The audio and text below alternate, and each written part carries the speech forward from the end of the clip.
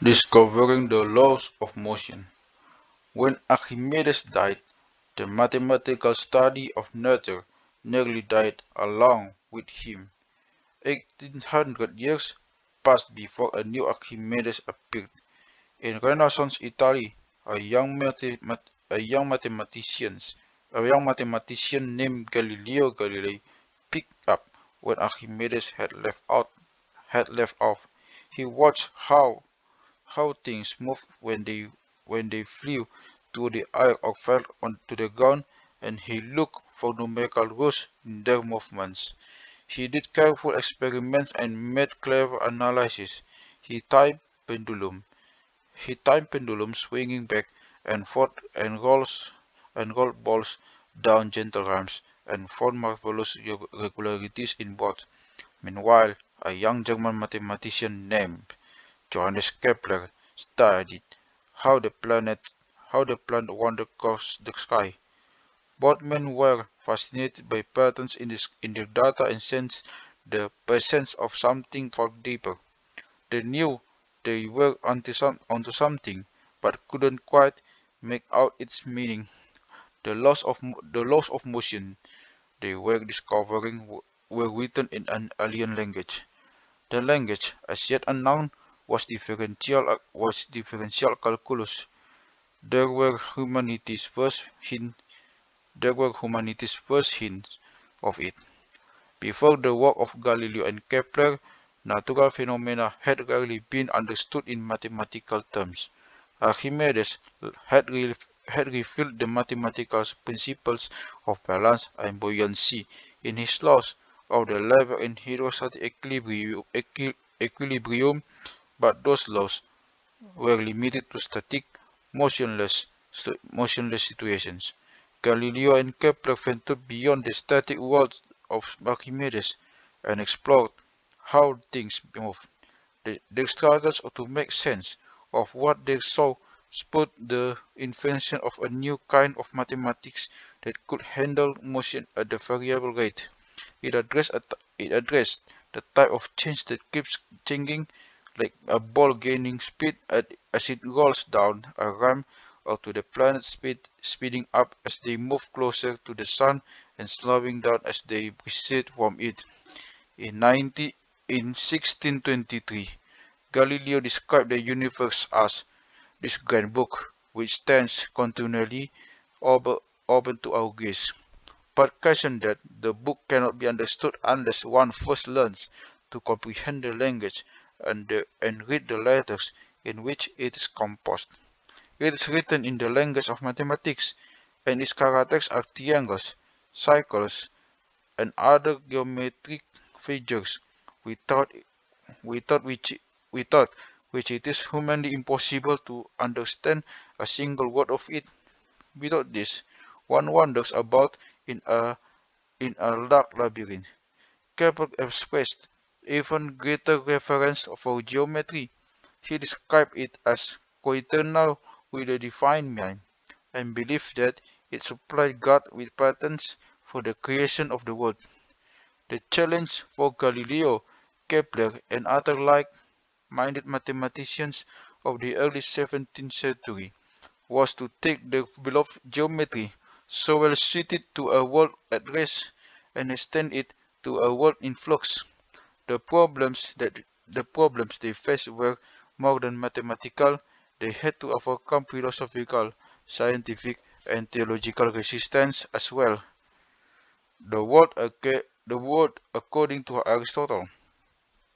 Before the 17th century, motion and change were poorly understood. Not only were they difficult to study, they were considered downright deceitful.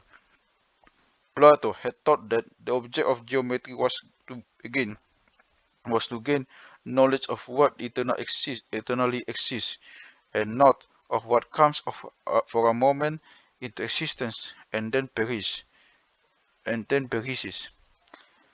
His philosophical contempt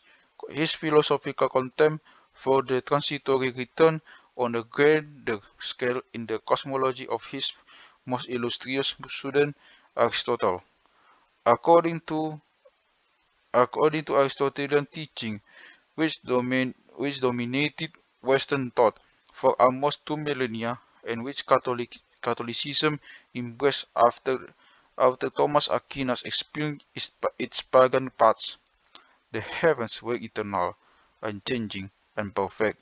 Earth, Earth sat motionless at the center of God's creation, while the sun, moon, stars, and planets revolved around it in perfect cycles, carried along by the rotation of the heavenly spheres.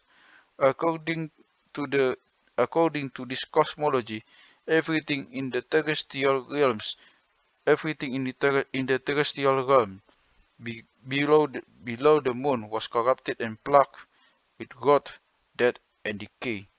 The vagaries of life, much like the falling of leaves, were by their very nature fleeting, erratic, and disorderly. Although an Earth-centered cosmology seemed reassuring and commonsensical,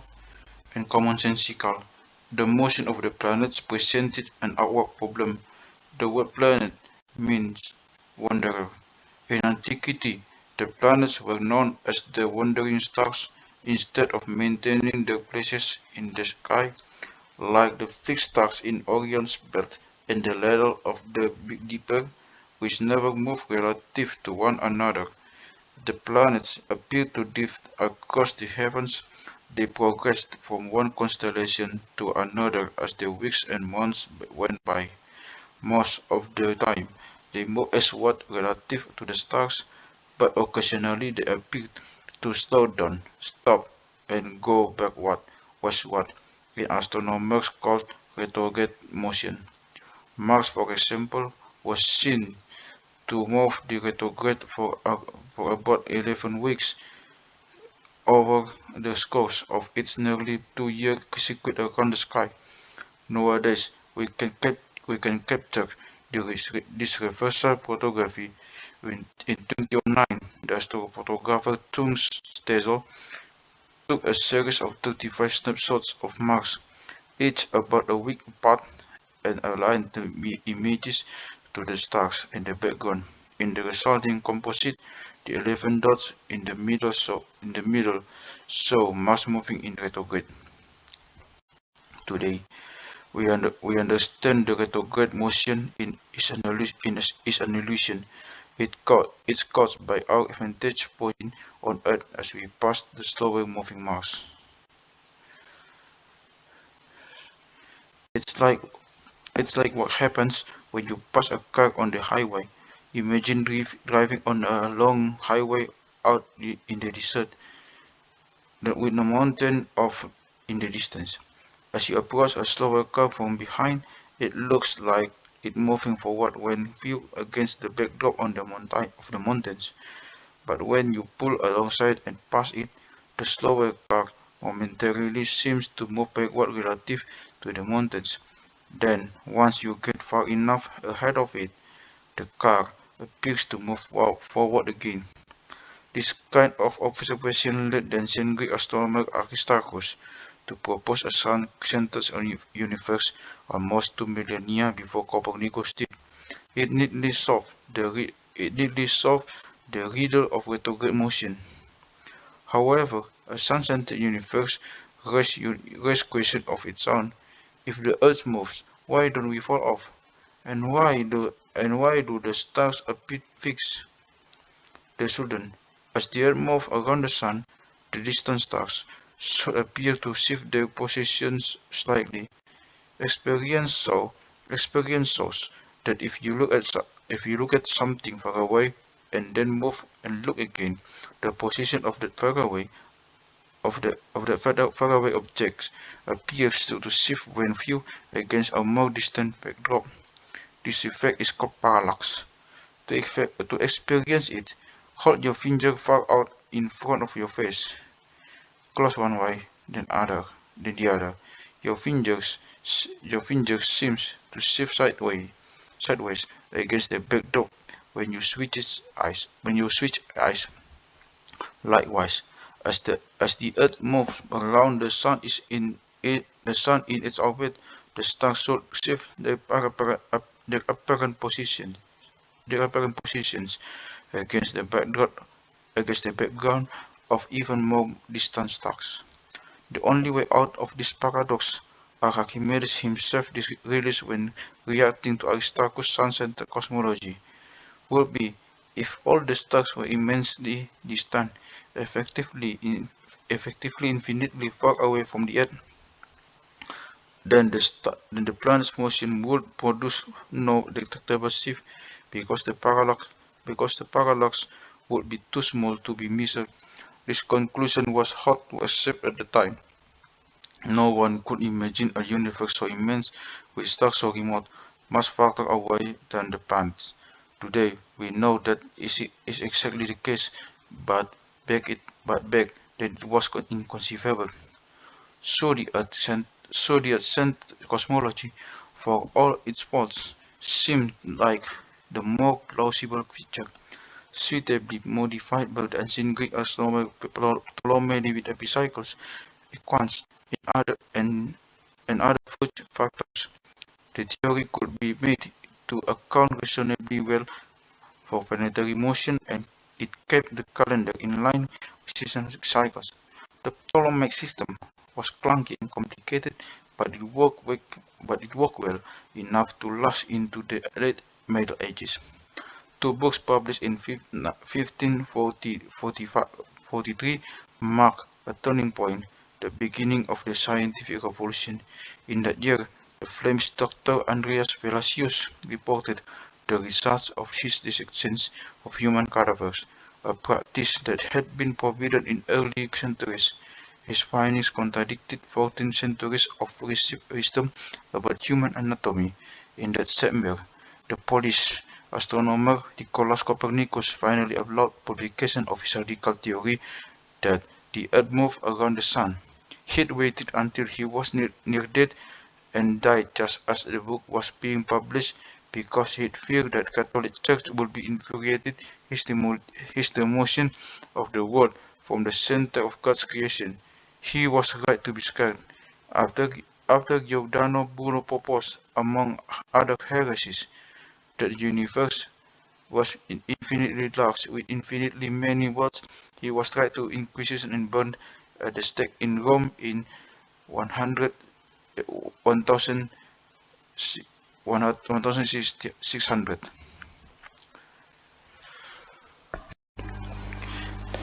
Enter Galileo into this climate as authority and dogma were being challenged by dangerous ideas. Galileo Galilei was born February 15, 1564 in Pisa, Italy. The elder the eldest son of once noble family now down on his luck, Galileo was pushed by his father toward a career in medicine, a much more lucrative profession than his father's own field of music theory. But Galileo soon found his passion was mathematics. He studied Euclid and Archimedes and mastered both. Though he never finished his degree, his family couldn't afford the tuition. He continued to teach himself math and science, got a lab break as a temporary instructor at Pisa, and gradually rose to academic ranks as a professor of mathematics at the University of Padua. He was brilliant lecturer, clear and irrelevant with caustic wit. Students flocked to his classes to hear him. He met a vivacious and much younger woman named Marina Gamba, with whom he had a long and loving but illicit relationship. They had two daughters and a son together but did not marry. It would have been considered dishonorable for him, given Marina's youth and lower social standing, with the straight of his meager salary as a math teacher. The cost of raising the three children and the additional responsibility to provide for his unwed sister, Galileo felt forced to place his daughters in the convent, which broke his heart. His elder daughter Virginia was his favorite, the joy of his life. He later described her as a woman of exquisite mind, singular goodness, and most tenderly attached to me. When she took her vows as a nun, she chose Sister Maria Celeste as her religious name in honor to the Virgin Mary and her father's fascination with astronomy. Galileo is perhaps most often remembered today for his work with the telescope and as a champion of the Copernican theory that the Earth moves around the Sun, a contradiction of the views of Aristotle and Catholic Church. Although Galileo did not invent the telescope, he improved it and was the first to make great scientific discoveries with it.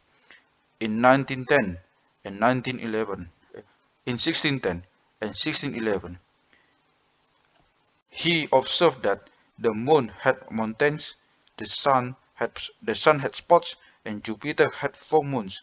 Others have been discovered since then. All these observations flew in the face of the prevailing dogma. Mountains on the moon meant it was not a glistening, perfect orb, contrary to Aristotelian teaching. Likewise, spots on the sun meant it was not a perfect celestial body. It was marred by blemishes. Since Jupiter and its moon look like a little planetary system of its own, with with, with four small moons orbiting around a bigger central planet, then clearly not all heavenly bodies revolve solely around the Earth. Furthermore, those moons managed to stay with Jupiter as they all moved across the sky. At the time, one of the standard arguments against heliocentricity was that if the Earth was orbiting the Sun, it would leave the moon behind. But now Jupiter and its moons showed that this reasoning must be false. This is not to say that Galileo was an atheist or religious. He was a good Catholic and believed that he was revealing the glory of God's work by documenting it as it truly was, rather than by relying on the received wisdom of Aristotle and his later scholastic interpreters. The Catholic Church, however, did not see it this way. Galileo's writings were condemned as heresy. He was brought before the Inquisition in 1633 and ordered to recant, which he did. He was sentenced to life in prison, a punishment immediately commuted to permanent house arrest in his villa in Arcetri in the hills of Florence. He looked forward to seeing his beloved daughter Maria Celeste, but soon after his return he fell ill and died at, at only 33 years of age. Galileo was bereft and for a while lost all interest in work and life. He spent his remaining years under house arrest, an old man losing his vision and racing against time. Somehow, within 2 years of his daughter's death, he found the strength within himself and to summarize his unpublished investigations of motion from decades earlier. The resulting book, Discourses and Mathematical Demonstrations Concerning Two New Sciences, was the culmination of work, his life's work, and the first great masterpiece of modern science physics. He wrote in Italian rather than Latin, so that it could be understood by anyone, and arranged for it to be smuggled out to Holland when it was published in 1638. Its radical insights have launched the scientific revolution and brought humanity to the cusp of discovering the secret of the universe. That the great book of nature is written in calculus, falling, rolling, and the law of numbers. Galileo was the first practitioner of the scientific method, rather than quoting authorities or philosophing from an armchair. He interrogated nature through meticulous observations, ingenious experiments, and elegant mathematical models. His approach, his approach led him to many remarkable discoveries.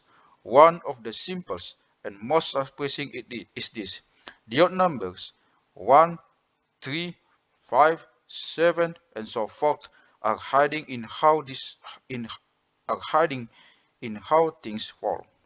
Before Galileo, Aristotle had proposed that heavy objects fall because they are seeking their natural place at the center of the cosmos. Galileo thought these were empty words. Instead of speculating about why things fell, he wanted to quantify how they fell. To do so, he needed to find a way to measure falling bodies throughout the descent and keep track of where they were moment by moment. It wasn't easy. Anyone who has dropped a rock off bridge anyone who has dropped a rock off bridge knows the rocks fell fast. It would take a very accurate clock of a kind not available in Galileo's day, and several very good video cameras also available in early 100, 1600s to track a falling rock at each moment of its rapid descent. Galileo came up with a brilliant solution. He slowed the motion. Instead of dropping a rock off a bridge, he allowed a ball to roll slowly down a ramp. In the jargon of physics, this sort of ramp is known as an inclined plane, although in Galileo's original experiments it was more like a long, thin piece of wooden molding with a groove cut along its length to act as a channel for the ball. By reducing the slope for the ramp until it was nearly horizontal, he could make the ball descend as slow as he wished, thus allowing him to measure where the ball at each moment, even even with the instruments available in his day. To time the ball's descent, he used a water clock. It worked like a stopwatch. To start the clock, he would open a valve. Water would then flow steadily at a constant rate, straight down through a thin pipe and into a container. To stop the clock, he would close the valve. By weighting how much water had accumulated during the ball descent, Galileo could quantify how much time had elapsed to within one-tenth of full speed. He repeated the experiment many times, something varying the tilt of the ramp, other times changing the distances rolled by the ball. When he found, in its in his own words, was this: the distances traversed during equal intervals of time by a body falling from rest stand to one another in the same ratio as the odd numbers beginning with unity. To spell out this law of odd numbers more explicitly, let us suppose the ball rolls a certain distance in the first unit of time. Then, in the next unit of time, it will roll 3 times as far, and in the next unit of time after that, it will roll 5 times as far as it did originally. It's amazing. The odd number 1, 3, 5, and so on are somehow inherent in the way things in the way things roll downhill. And if rolling is just the limit of rolling as the tilt approaches vertical, the same rule must hold for falling. We can only imagine how pleasant Galileo must have been when he discovered this rule. But notice here how he phrased it. It words and numbers and proportions, not letters and formulas and equations. Our current preference for algebra over spoken language would have seemed cutting edge back then, an avant-garde, newfound way of thinking and speaking. It's now how Galileo would have told us or expressed himself. Now would his readers have understood him if he had. To see the most important implication of Galileo's rule, let's look at what happens if we add consecutive odd numbers. After 1 unit of time, the ball has traveled 1 unit of distance. After the next unit of time, the ball has traveled another 3 units of distance for a total of 1 plus 3 equals 4 units, units traveled since the motion started. After the third time, After the third unit of time, the total becomes 1 plus 3 equal 1 plus 3 plus 5 equals 9 units of distance. Notice the pattern. The number 1, 4, 9 are the squares of consecutive integers. 1 square equals 1, 2 square equals 4, 3 square equals 9. So Galileo's odd number so Galileo's odd numbers rule Galileo's odd number rule seemed to be implying that the total distance falling is proportional to the square of the time elapsed. This timing relationship between odd numbers and squares can be proved visually. Think of the odd numbers as L-shaped arrays of dots. Nestle them together to form a square. For example, 1 plus 3 plus 5 plus 7 equals 9 equals 4 times 4 because we can pack these four odd numbers together to make a 4 by 4 square.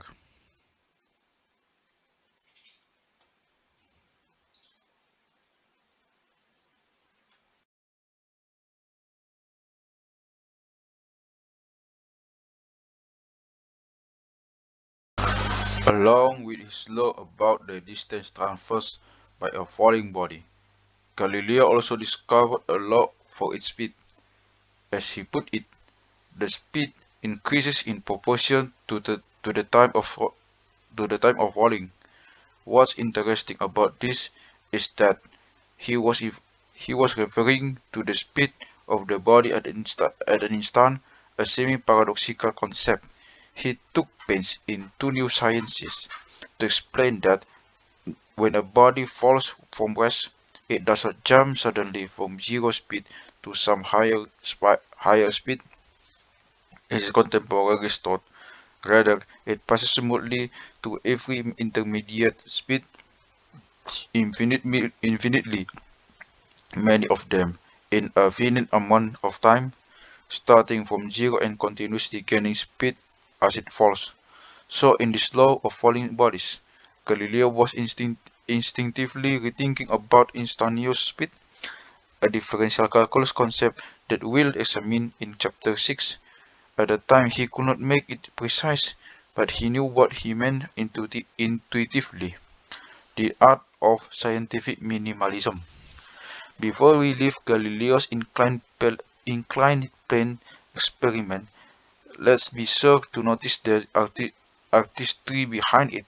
He coaxed a beautiful answer out of data by asking a beautiful question.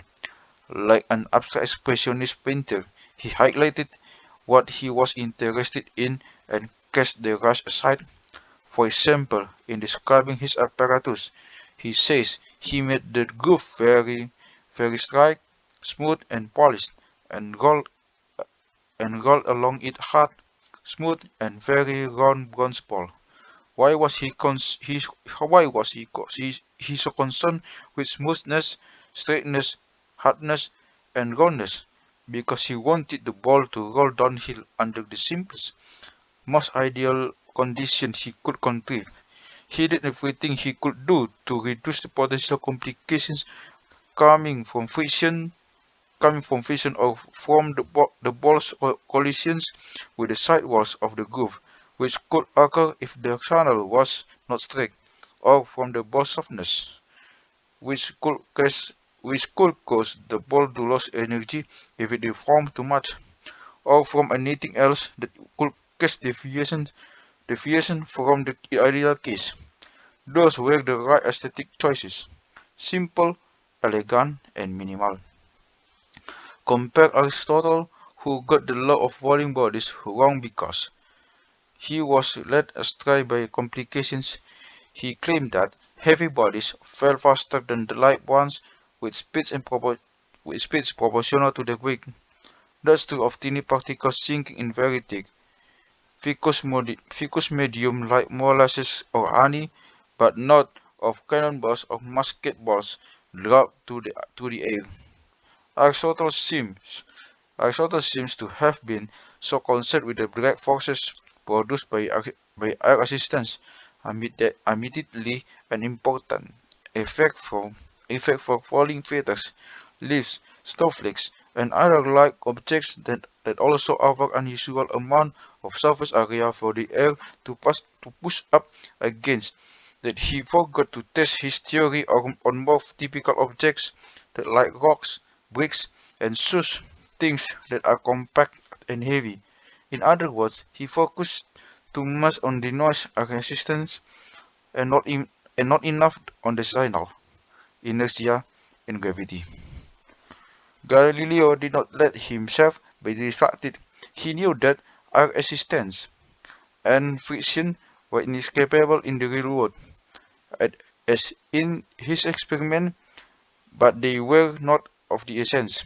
Anticipating the criticism that he overlooked them in his analysis, he conceded that a pellet of birdshot does not fall quite as fast as a cannonball, but noted the error incurred in much less than that produced by Aristotle's theory.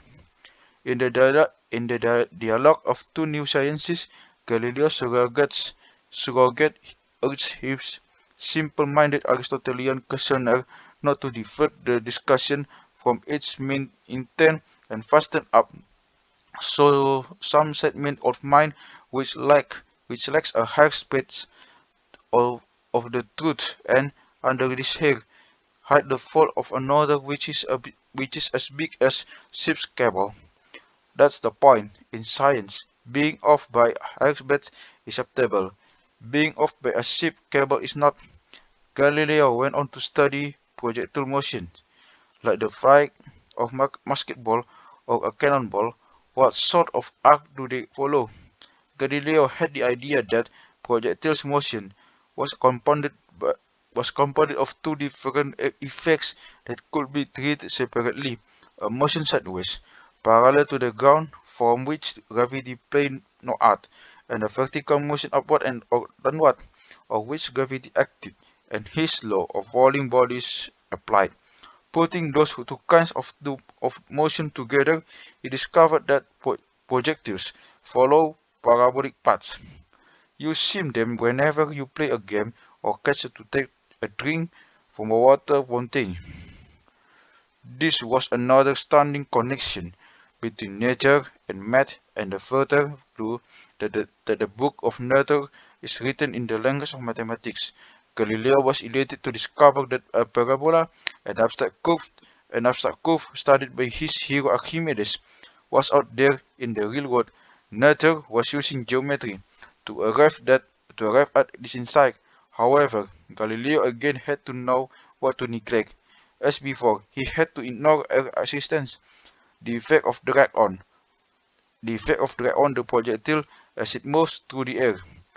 The frictional effect would slow the projectile down.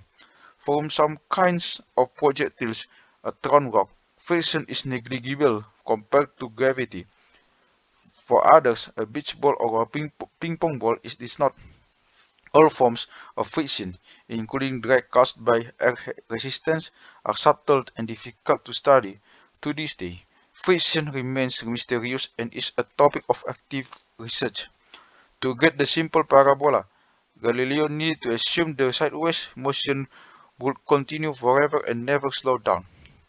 This was an instance for his law of inertia, which states that a body in motion stays in motion at the same speed and at the same speed and in the same direction unless acted by an outside force.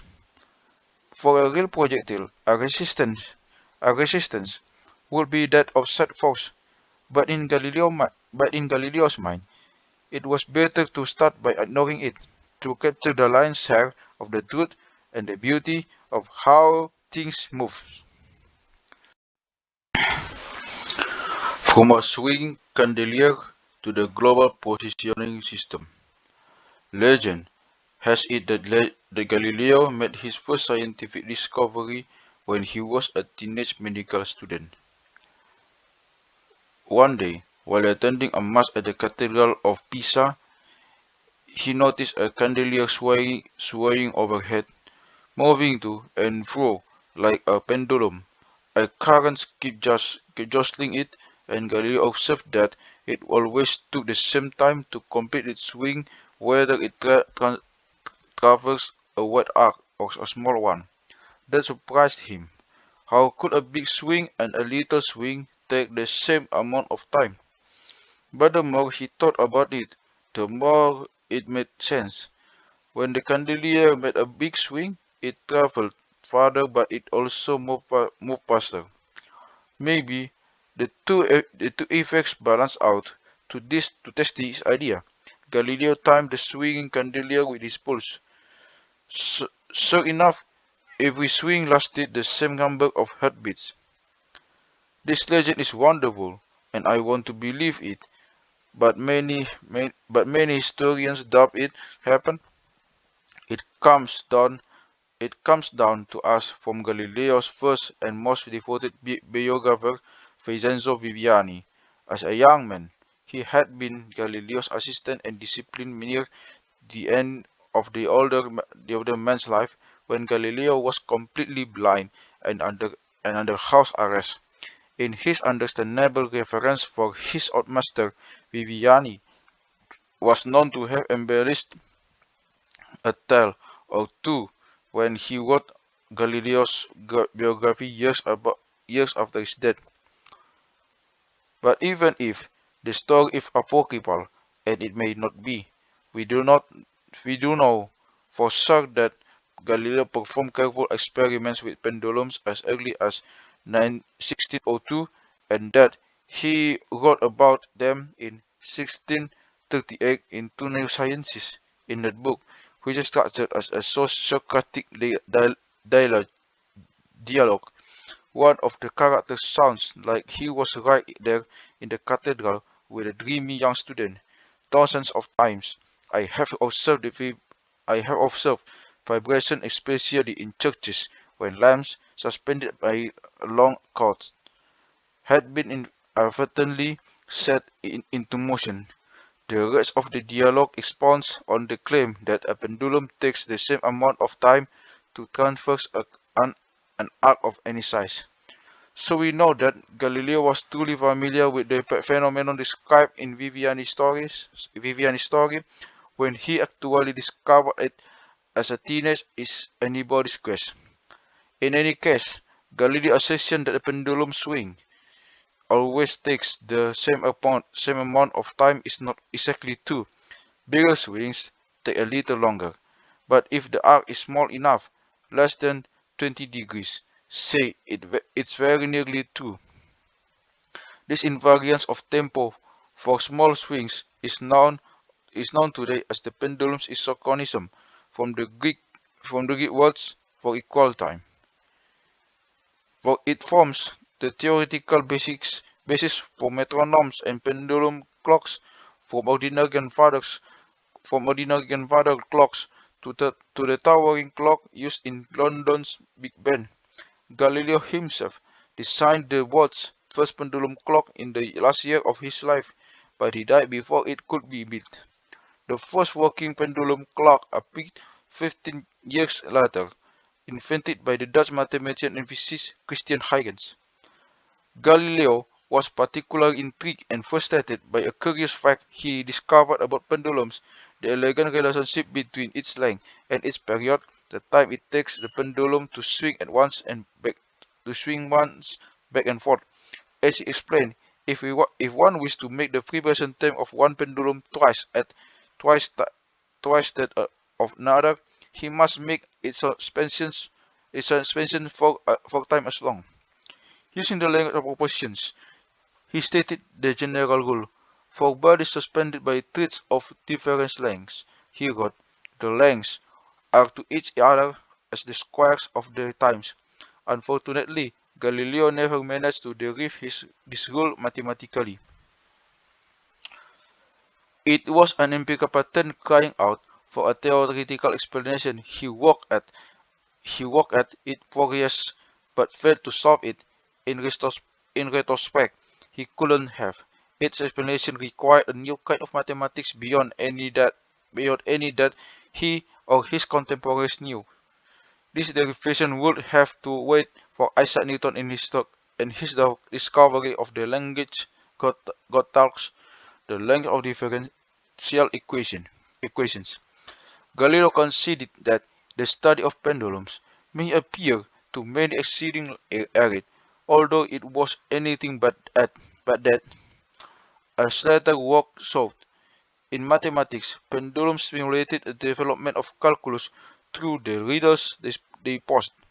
In physics and engineering, pendulums become paradigms of oscillation, like the line in William Blake's poem about seeing the world in a grain of sand. Physicists and engineers learn to see the world in a pendulum swing. The same mathematics applied wherever oscillations occurred. The worrisome movements of a footbridge, the bouncing of a car with massive shock absorbers, the thumping of a washing machine with an unbalanced hollow, the fluttering of Venetian blinds in a gentle breeze, the rumbling of the earth in the aftershock of earthquake, the 60-cycle hum of fluorescent lights.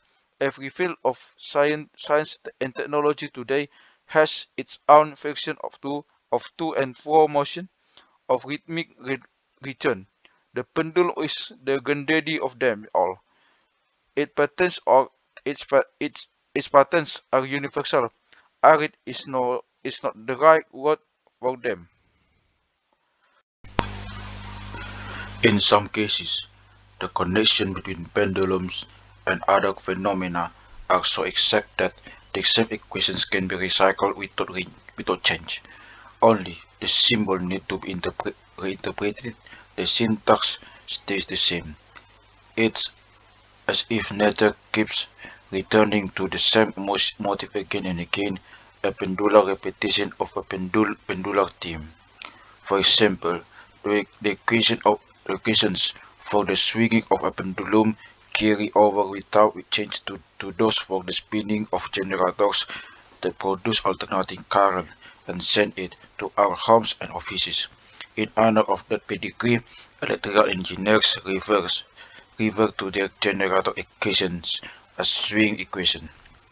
The same equations pop up yet again, Zelig-like in the quantum oscillations of a high-tech device that's billions of times faster and millions of times smaller than any generator or grandfather clock. In 1962, Brian Josephson, then a 22-year-old student at the University of Cambridge, predicted that at the temperatures close to absolute zero, pairs of superconducting electrons could turn back and forth through an impenetrable insulating barrier, a nonsensical statement according to classical physics. Yet calculus and quantum mechanics summoned these pendulum-like oscillations into existence, or to put it less mystically, they revealed the possibility of their occurrence. Two, year, 2 years after Josephson predicted these ghostly oscillations, the conditions needed to conjure them were set up in the laboratory, and indeed there they were. The resulting device is now called Josephson conjunction. Its practical uses are legion. It can detect ultra-faint magnetic fields 100 billion times weaker than that of the Earth, which helps geophysicists hunt for oil deep underground.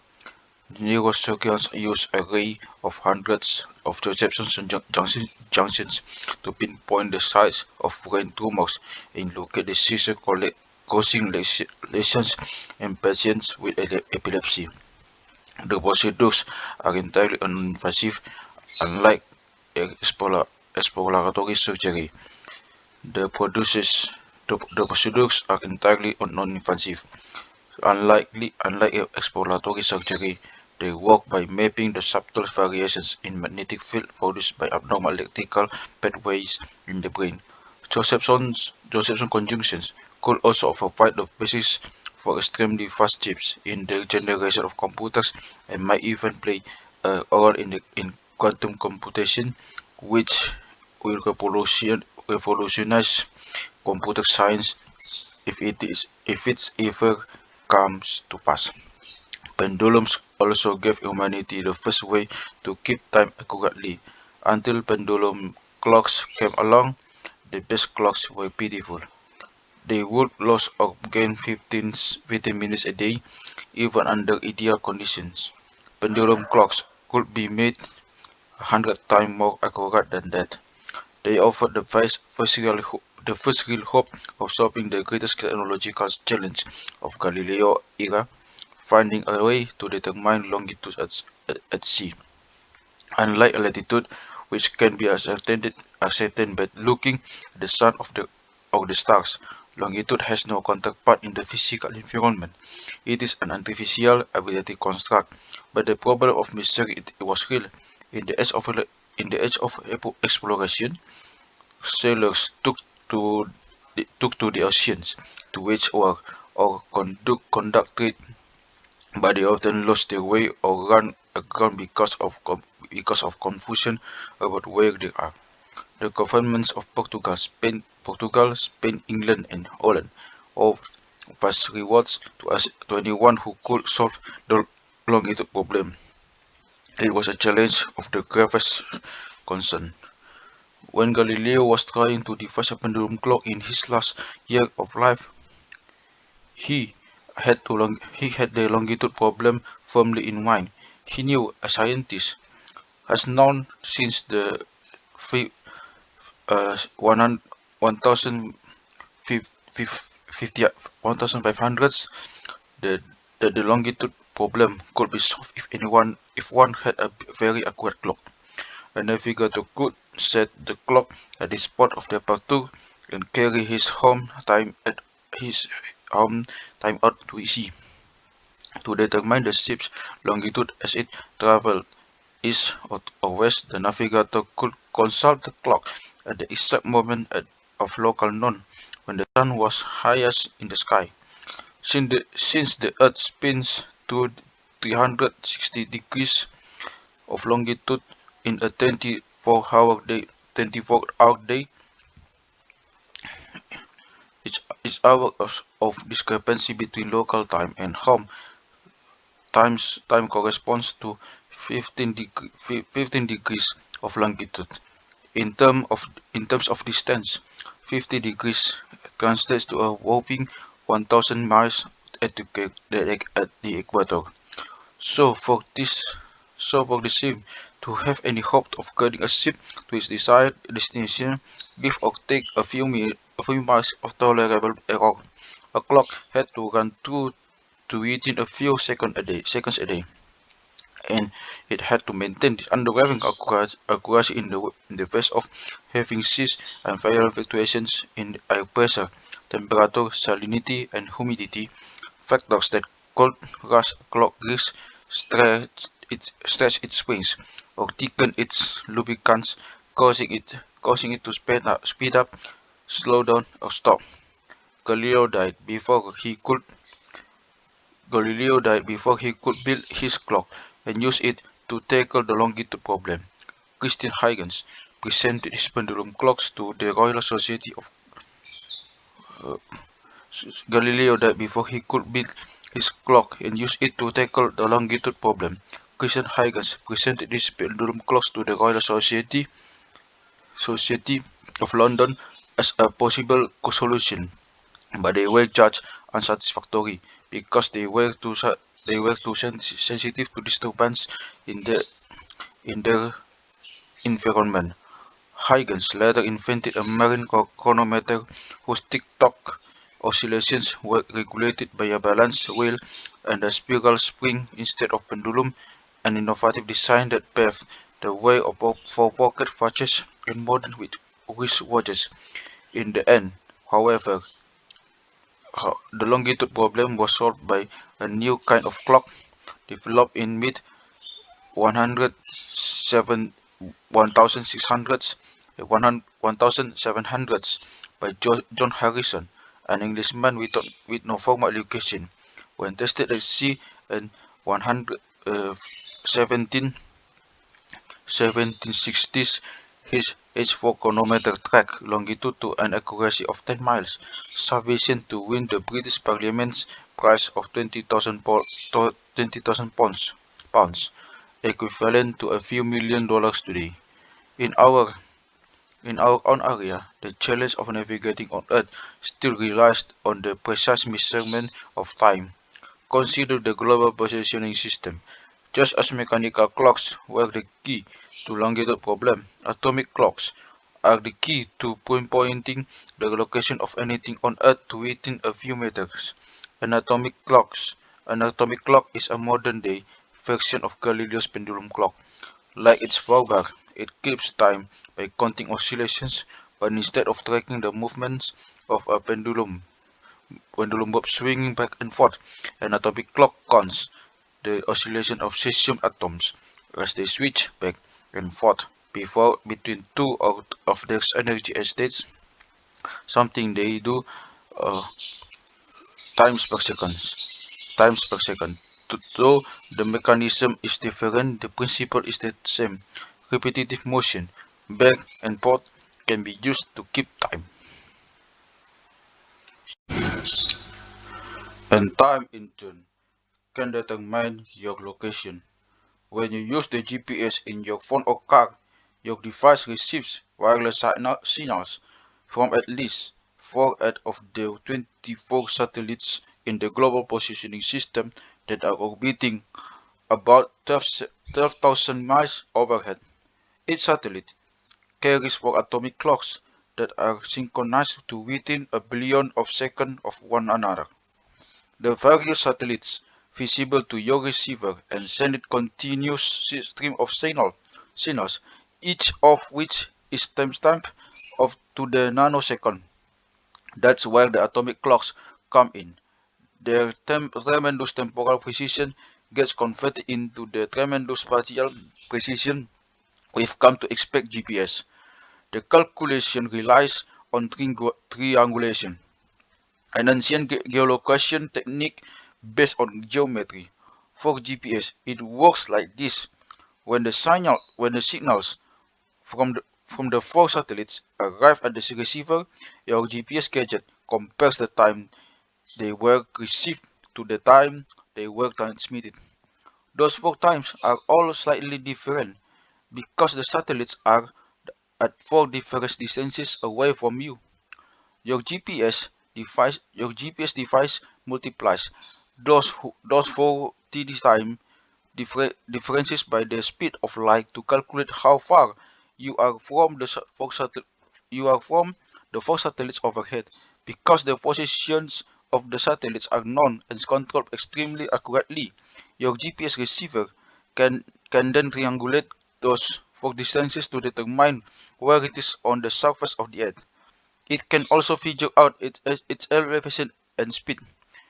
In a sense, GPS converts very precise measurements of time into very precise measurements of distance and thereby into very precise measurements of location and motion.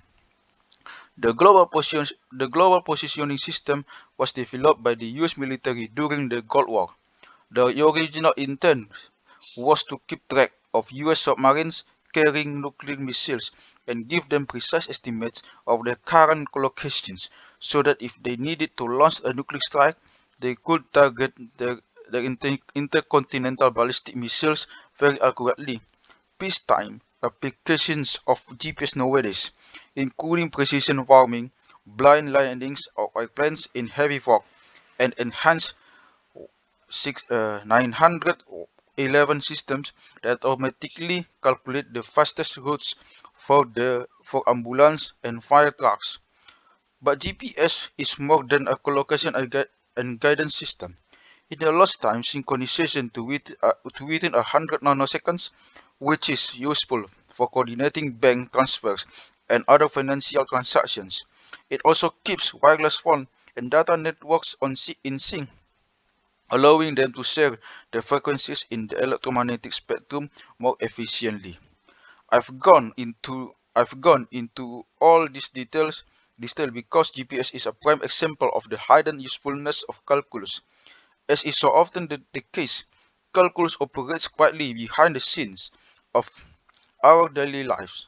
In the case of GPS, almost every aspect of the functioning of the system depends on calculus. Think about the wireless communication between satellites and receivers. Calculus predicted the electromagnetic waves that make wireless possible through the work of Maxwell that we discussed earlier. Without calculus, there'd be no wireless and no GPS. Likewise, the atomic clocks on the GPS satellites use the quantum mechanical perturbations of cesium atoms. Calculus underpins the equations of quantum mechanics and the methods for solving them. Without calculus, there'd be no atomic clocks. I could go on. Calculus underlies the mathematical methods for calculating the trajectories of the satellites and controlling their locations, and for incorporating Einstein's relativistic corrections to the time measured by atomic clocks as they move at high speeds and in weak gravitational fields. But I hope the main point is clear. Calculus is enabled the creation of much of what made the global positioning system possible. Calculus need not do it on its own, of course. It was a supporting player, but an important one. Along with electrical engineering, quantum physics, aerospace engineering, and all the rest, calculus was an indispensable part of team. So let's return to young Galileo sitting in the Cathedral of Pisa, pondering that candelier swinging back and forth.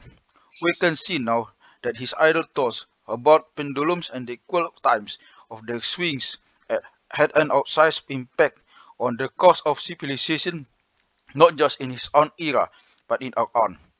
Kepler and the mystery of planetary motion. What Galileo did for the motion of objects on Earth, Johannes Kepler did for the motion of the planets in the heaven. He solved the ancient riddle of the planetary motion and fulfilled the Pythagorean dream by showing that the solar system was ruled by a kind of celestial harmony. Like Pythagoras with his plucked strings and Galileo with his pendulums, projectiles, and falling bodies, Kepler discovered that planetary motions follow mathematical patterns. And like Galileo, he was enthralled by the patterns he glimpsed, and yet frustrated that he could not explain them. Also, like Galileo, Kepler was born into a into a family on the way born, but his circumstances were far worse. His father was a drunken mercenary soldier, criminal inclined, as Kepler recalled, and his mother was perhaps understandably bad tempered. On top of that, Kepler contracted smallpox as a child and nearly died from it. His hands and vision were permanently damaged, which meant he could never have physical strenuous job as an adult.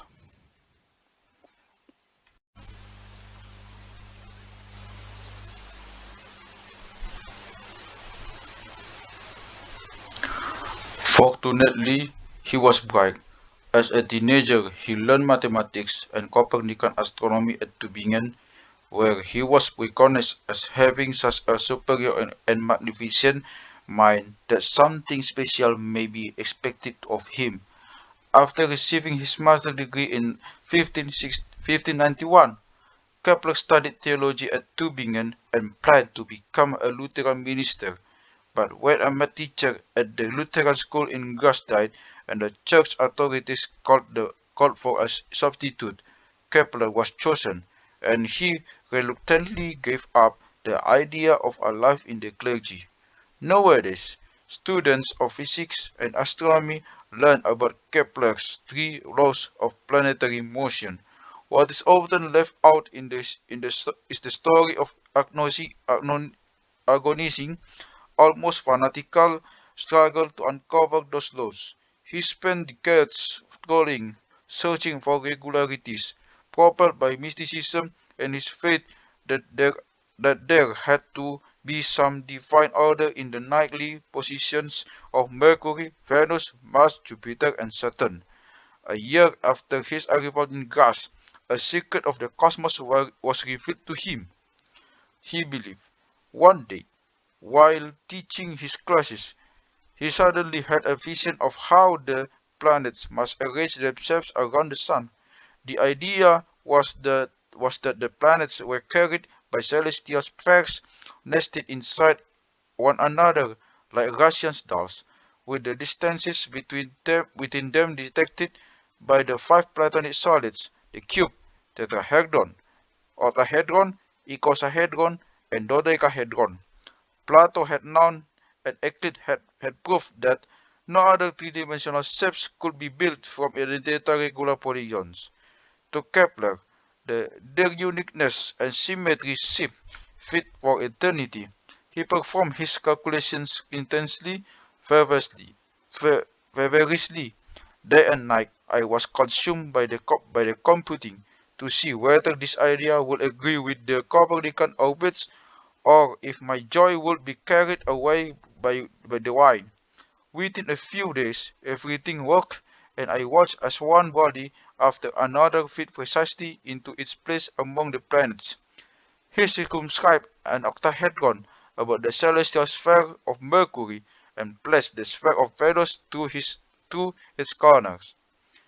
Then he circumscribed an icosahedron about the sphere of Venus, and placed the sphere of Earth through its corners, and so on with the other planets, interlocking the celestial spheres and Platonic solids like a three-dimensional puzzle.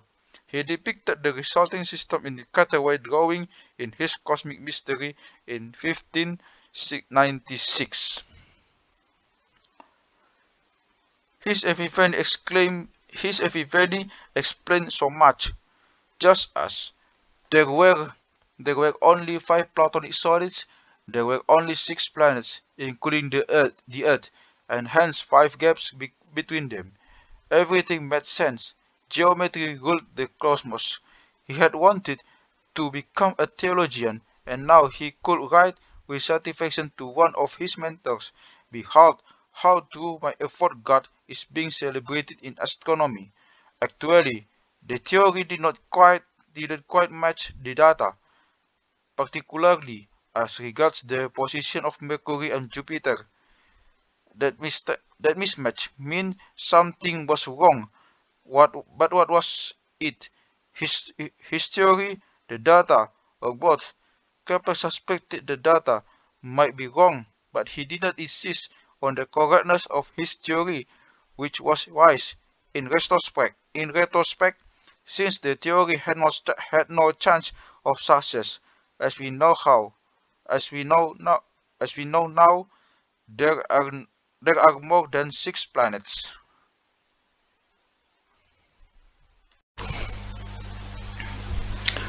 Nevertheless, he didn't give up. He continued to ponder the planets and soon got a break when Tycho Brahe has asked him to be his assistant. Tycho, as historians always call him, was the world's best observational astronomer. His data were 10 times more accurate than any obtained previously. In the days before the invention of the telescope, he devised special instruments that allowed him, with the naked eye, to resolve the angular positions of the planets to within 2 arc minutes. That's one thirtieth of a degree. To get a sense of what a tiny angle disease. Imagine looking up at the full moon on a clear night while holding your little finger all the way out in front of your face. Your little finger turns out to be about 60 minutes wide, and the moon is about half that. So when we say Tycho could resolve 2 minutes of arc, that means if you drew 30 evenly spaced dot arc across the width of your little finger or 15 across the moon, Tycho could see the difference between one dot and the next. After Tycho died in 1901, in 1601, Kepler inherited his trove of data on Mars and the other planets. To explain their motion, he tried one theory after another, allowing the planets to move in epicycles, in various ellipse orbit, and in eccentric cycles with the sun slightly off center, but all produced two discrepancies with Tycho data that could not be ignored. The reader, he lamented after one such calculation. If you are tired by this tedious procedure, take pity on me, for I carried it out at least 70 times. Kepler was low elliptical orbits. In his search to explain the motions of the planets, Kepler eventually tried a well-known curve called an ellipse. Like Galileo's parabola, ellipses had been studied in antiquity. As we saw in Chapter 2, the ancient Greeks had defined ellipses as the oval-shaped curve formed by cutting through a cone with a plane at a shallow angle, less steep than the slope of the conical surface itself. If the tilt of the cutting plane is shallow, the resulting ellipse is almost circular. At the other extreme, if the tilt of the planet is only slightly less than the tilt of the conical surface, the ellipse is very long and thin, like the shape of a cigar. If you adjust the tilt of the plane, an ellipse can be morphed from very round to very squashed or anywhere in between. Another way to define an ellipse is in down-to-earth terms and with the help of a few household items. Get a pencil, a corkboard, a sheet of paper, two push pins, and a piece of string. Place the paper on the corkboard. Pin the ends of the string down with the paper, making sure to leave some slack in the string. Then pull the string taut with the pencil and begin drawing a curve, keeping the string taut as you move the pencil.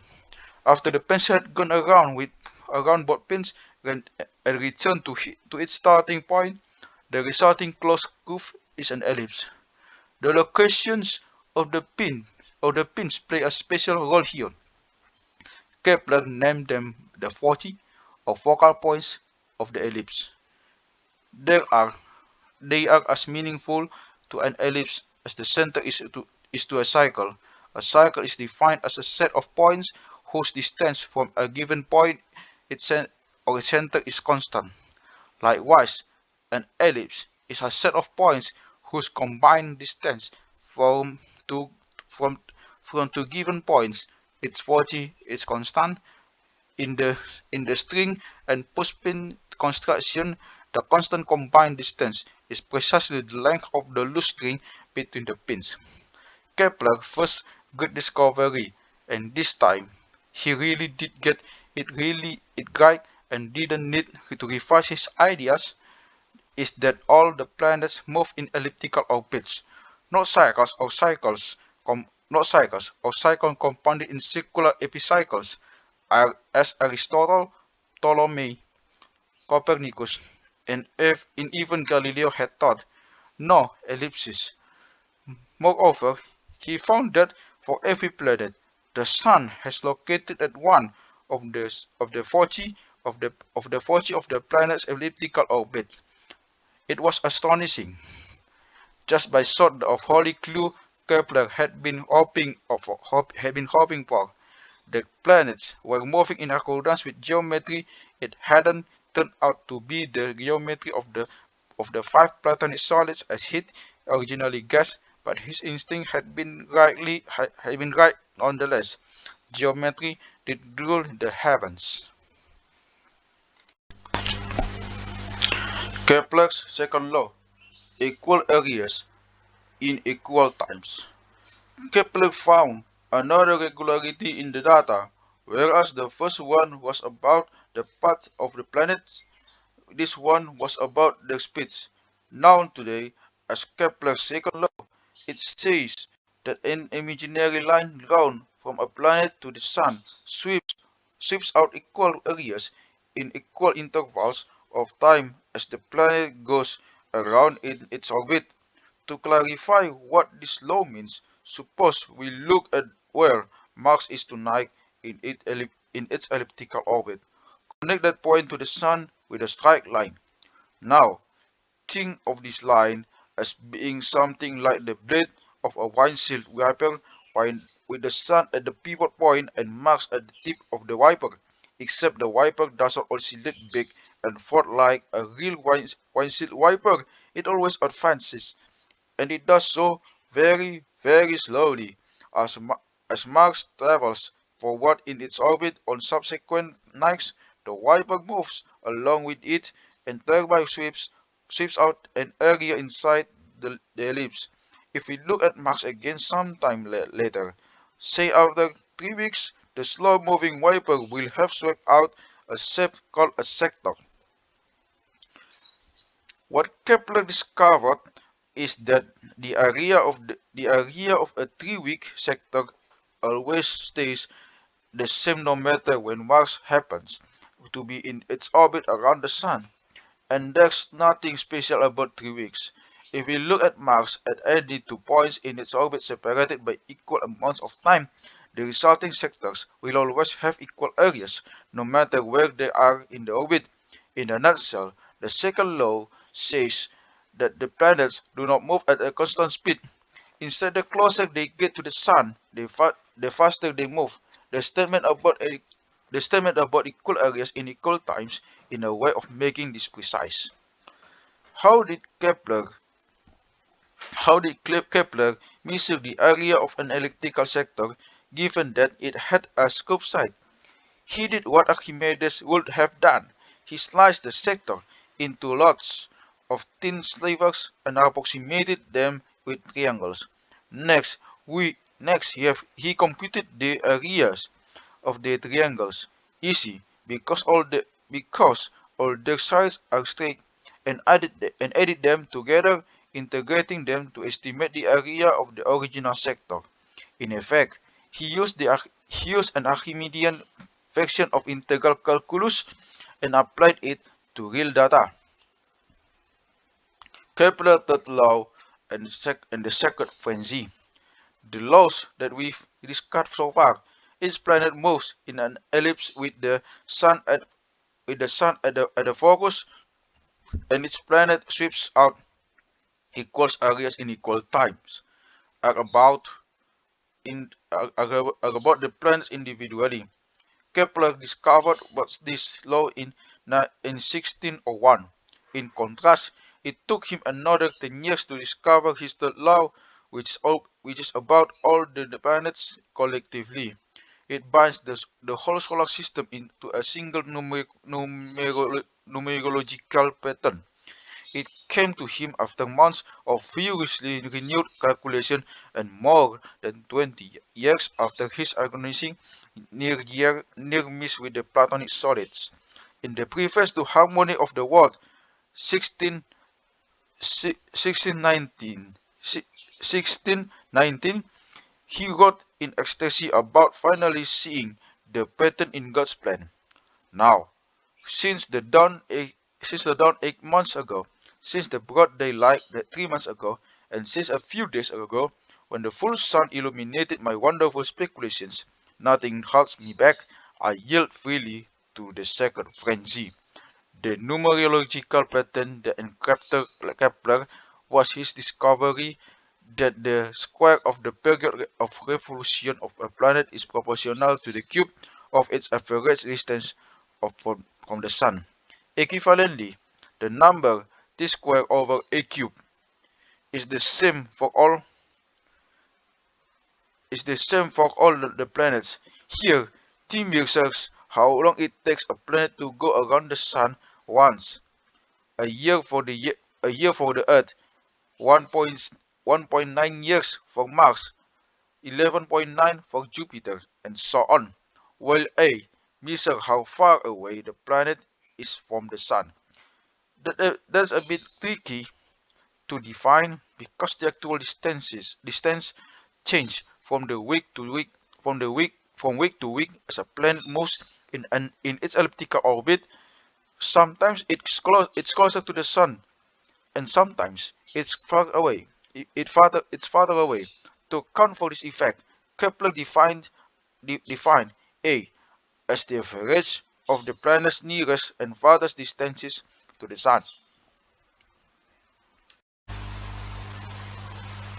The case of the third law is simple. The farther a planet is from the Sun, the slower it moves and the longer it takes to complete its orbit. But what's interesting and subtle about this law is that the orbital period is not simply proportional to the orbital distance. For example, our nearest neighbor, Venus, has a period that's 61.5% as long as our year, yet its average distance from the Sun is 72.3% of hours, not 61.5% as one might naively expect. That because period squared is proportional to distance cubed, not squared, and so the relationship between period and distance is more complicated than a direct proportion. When t and a are expressed as a percentage of Earth years and Earth distances as above, Kepler's third law simplifies to t squared equals a cube. It becomes an equation instead of a mere proportionality. To see how well it works, plug in the numbers of Venus, t squared equals 0.615 squared, approximate 0.378, whereas a cube equals 0.2723 cube equals 0.378. So the law holds to three significant figures. That's what got Kepler so excited. It's equally impressive when applied to the other planets. Kepler and Galileo, the same and not the same. Kepler and Galileo were never met, but they corresponded about the Copernican views and the discoveries that they were making in astronomy. When some people refused to look through Galileo's telescope, fearing the instrument was the work of the devil, Galileo wrote to Kepler in a tone of amused resignation, "My dear Kepler, I wish we could laugh at the extraordinary stupidity of the mob. What say you about the foremost philosophers of this university, who with the obstinacy of a stuffed snake, and despite my attempts and invitations 1,000 times, they have refused to look at planets or the moon of my telescope?" In some ways, Kepler and Galileo were alike. Both were fascinated by motion, but worked on integral calculus, Kepler on the volumes of cube shapes like wine barrels, Galileo on centers of gravity of paraboloids. In this they channel the spirit of Archimedes, carving solid objects in their minds into imaginary tin wafers like so many slices of salami. Yet in other ways, they were complementary to each other. Most obviously, they were complementary in the greatest scientific contributions. Galileo for the laws of motion on Earth, Kepler for the laws of motion in the solar system, but the complementary goes deeper, down to scientific style and disposition. Where Galileo was rational, Kepler was mystical. Galileo was the intellectual descendant of Archimedes, entranced by mechanics. In his publication, he gave the first plausible account of the Eureka legend by showing how Archimedes could have used a balance and a beta to determine the king hero's crown was not made of pure gold, and to calculate the precise amount of silver that the thieving goldsmith had mixed in. Galileo continued to elaborate on Archimedes' works. Archimedes worked through his career, often by extending his mechanics from equilibrium to motion. Kepler, however, was more the heir to Pythagoras, fiercely imaginative and with a numerological cast of mind. He saw patterns everywhere. He gave us the first explanation of why snowflakes from first six-cornered shape. He pondered the most efficient way to pack cannonballs, and guessed correctly that the optimal packing arrangement is the same one that Nether uses to package pomegranate seeds and the grocers use to stack oranges. Kepler's obsession with geometry, both sacred and profane, verged on the irrational, but his fervor made him who he was. As the writer Arthur Koestler astutely observed, Johannes Kepler became enamored with the Pythagorean dream, and on this foundation of fantasy, by methods of reasoning equally unsound, built the solid edifice of modern astronomy. It is one of the most astonishing episodes in the history of thought, and an antidote to the pious belief that the progress of science is governed by logic.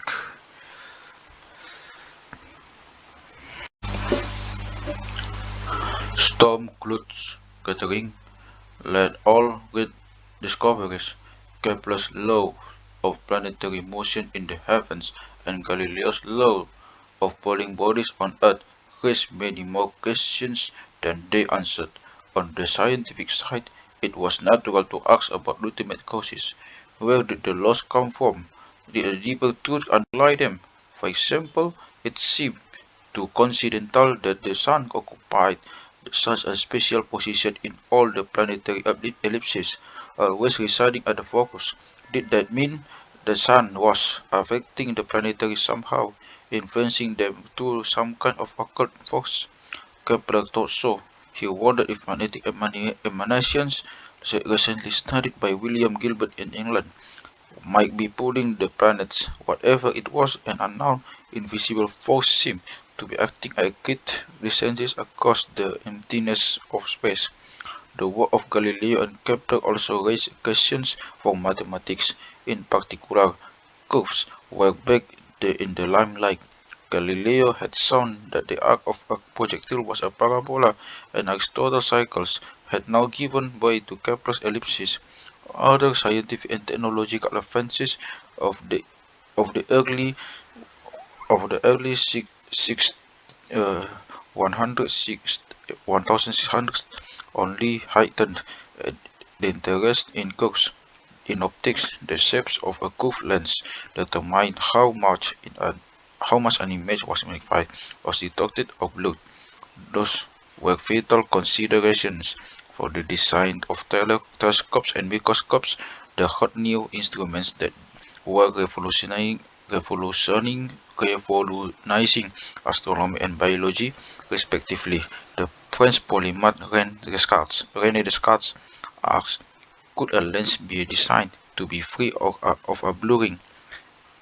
It amounted to a question about curves. What curve shape would a lens need to have so that all the rays of light emanating from a single point or traveling parallel to one another would be guaranteed to converge at another unique point after passing through the lens? Curves in turn raise questions about motion. Kepler's second law implied that the planets move no, no, non-uniformly, around the ellipse, sometimes hesitating, sometimes accelerating.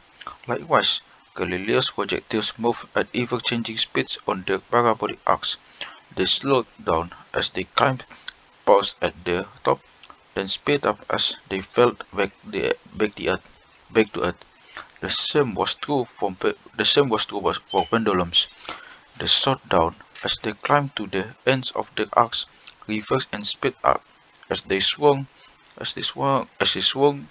to the bottom, then slowed down once again at the other extreme. How could one quantify motions in which speed changed from moment to moment? Amid this whirl of questions, an influx of ideas from Islamic and Indian mathematics over European mathematics, a new way forward, a chance to go beyond Archimedes and breed new ground. The ideas from the East would lead to fresh ways of thinking about motion and then with a thunderclap to differential calculus.